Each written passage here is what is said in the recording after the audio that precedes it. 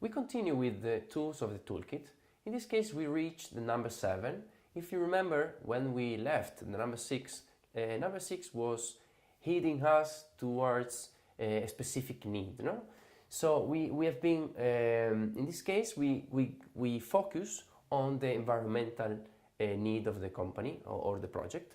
In this case, we adapted the eco canvas, the life cycle eco canvas, to our purpose of green mentorship. And in this case, as you can see here, we have the first part of this tool. This tool is called life cycle eco canvas. It's structured in 3 different levels that we will see in this video. The first one is related with mapping and spotting what are the most important environmental aspects of our product, service and business. So it's very easy to start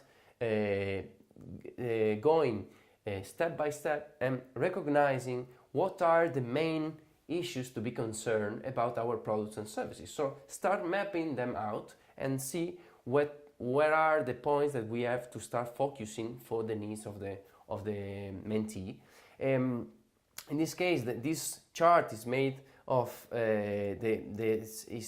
is made with a circular economy approach. So from the technical metabolism in the blue and the biological metabolism on the green, the idea is to try to push not only green economy but also green circular economy in the mentoring, because it's very important to go in this direction. Furthermore, we can say that not only the steps of all the products and service production and consumption, but also the business management is very important. So here we have a reminder that you have to care about it too.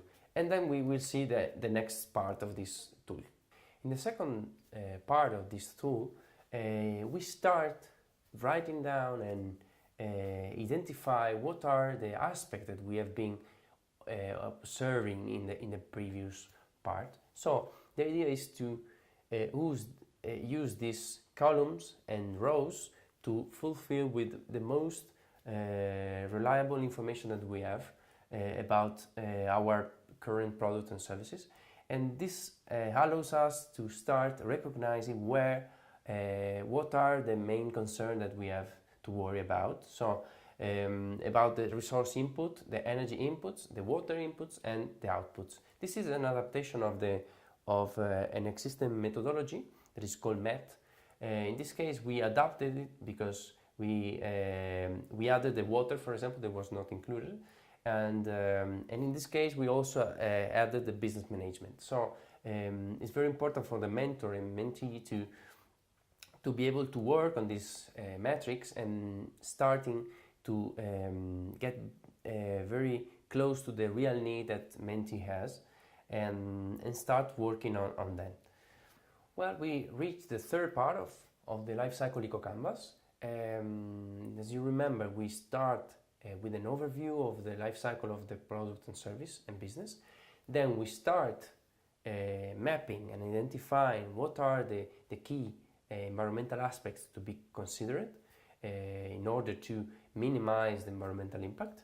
And then we reach this third and last part, where some tips are provided and some recommendations are provided to start applying eco-design. Eco-design is a methodology that helps to include the environmental lens in the way we design products, services and businesses with the circular economy approach, as we mentioned before. So in this case, we have the different blocks. So the extract and production, the packaging, channels and services, end of life, the use and consumption, the logistics, and the business management. So for all of them, we have different strategies that try to help us to define the performances of our, the environmental performances of our products, services, and businesses.